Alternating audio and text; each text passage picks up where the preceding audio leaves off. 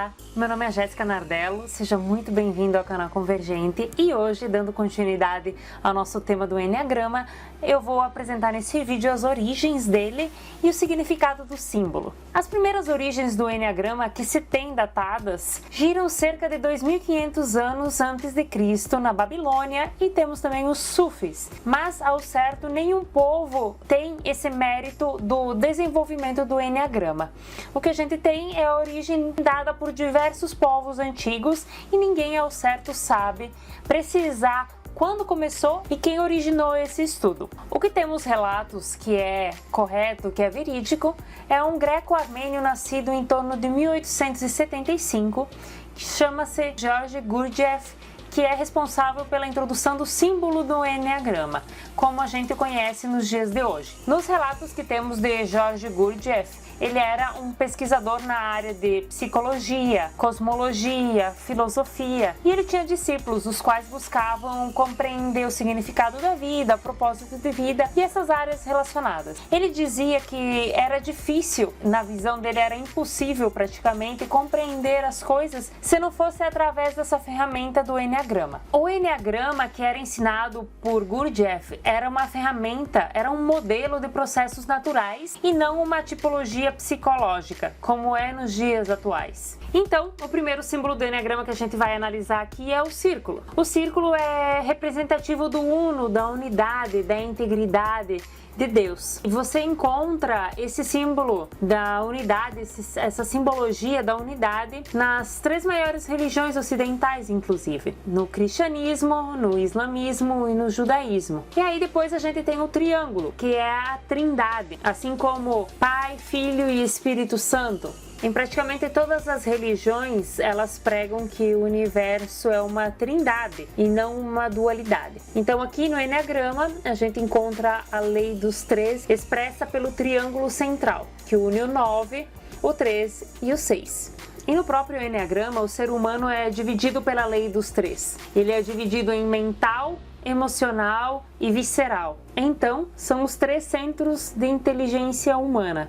Na tradição budista, a gente tem uma obra chamada Abhidhamma, que associa os tipos psicológicos à vida espiritual. E é muito parecido com o triângulo central do Enneagrama. No tipo 3, é relacionado à cobiça, por exemplo, aonde a personalidade busca sempre mais fama, mais poder, mais sucesso, busca mais ganho. E aí depois a gente tem o tipo 6, que nessa tradição é o tipo do ódio, que vê o mundo como um campo de batalha. E aí depois a gente tem também o tipo 9, que é o tipo da ilusão, aonde a personalidade tende a funcionar sem prestar atenção na vida. Na tradição budista, essas três ilusões acerca da vida, elas são neutralizadas quando a gente cultiva tendências opostas, como o desapego, a compaixão e a atenção.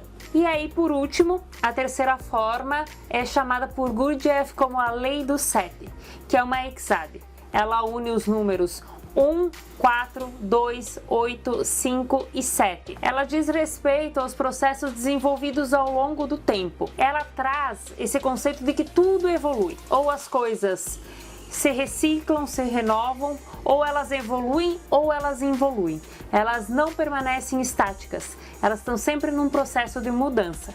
Assim, Gurdjieff ensinava que o Enneagrama não podia ser concebido como um símbolo estático, mas sim mutável, vivo, dinâmico. E ele, assim como seus discípulos, nunca trouxe essa relação do Enneagrama com a personalidade. A isso a gente deve a outros dois estudiosos que vieram depois dele. Vamos ver agora. Outro nome que influenciou muito o Enneagrama e é responsável pelo Enneagrama que temos da maneira como ele é hoje é um boliviano chamado Oscar Ichazo. Ele relacionou o Enneagrama aos 9 tributos divinos, conforme eles se refletem na natureza humana. Eles penetraram na tradição cristã como o seu contrário, e a gente os conhece como os 7 pecados capitais, que são a distorção desses atributos. São os 7 pecados capitais, as 7 paixões do ego.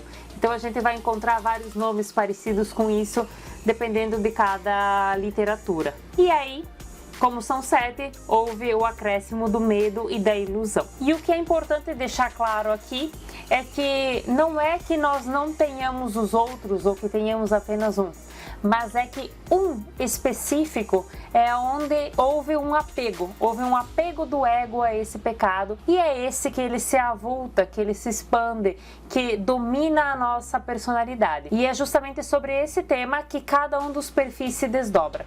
E após a gente ter uma contribuição de Cláudio Naranjo, ele juntamente com uma equipe de pesquisadores estava elaborando um método Gestalt terapia na Califórnia e vai passar um tempo com Ichazo no Chile fazendo o seu curso, aonde ele trabalha questões do Enneagrama e fixações do ego, e Naranjo se interessa muito por isso.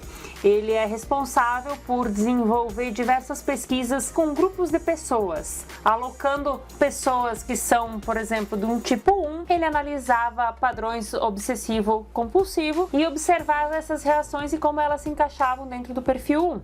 Esses grupos começaram na década de 70 e constituem para o Enneagrama uma forma de estudá-lo e esclarecê-lo. E então Naranjo faz estudos relacionando grupos de pessoas a determinados tipos.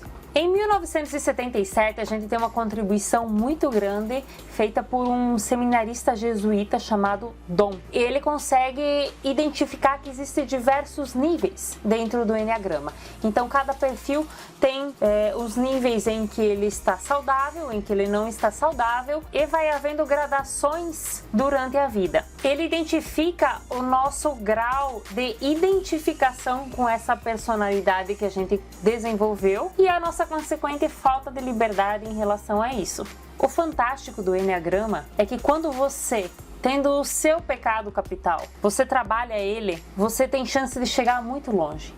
Por exemplo, o perfil 2, que o pecado é o orgulho, quando ele é evoluído, quando ele se desenvolve, quando ele desabrocha todas as suas capacidades humanas, ele desenvolve a verdadeira humildade. A mesma coisa o medroso, por exemplo, a pessoa que sofre com o pecado do medo. Quando ela realmente evolui, ela adquire a verdadeira coragem. E Oscar Ichazo chamou essa característica emocional superior de a verdadeira virtude. Então, no vídeo de hoje era isso. A gente falou sobre as origens do Enneagrama, os principais nomes e suas principais contribuições, e explicamos como é que funciona o símbolo do Enneagrama, que é composto por 3 símbolos, né? A lei do 1 do círculo, a lei do 3 do triângulo e a lei do 7 da hexágono. Se você gostou desse vídeo, gostou do seu conteúdo, eu peço que você curta, compartilhe com pessoas que poderiam se interessar ou que você saiba que vão aproveitar esse conteúdo. Se inscreve, toda semana a gente vai ter conteúdo relacionado ao Enneagrama e outros temas do autoconhecimento, filosofia e afins. E ativa a notificação para receber sempre os avisos de que tem vídeo novo no canal. Eu espero você até semana que vem. Um abraço!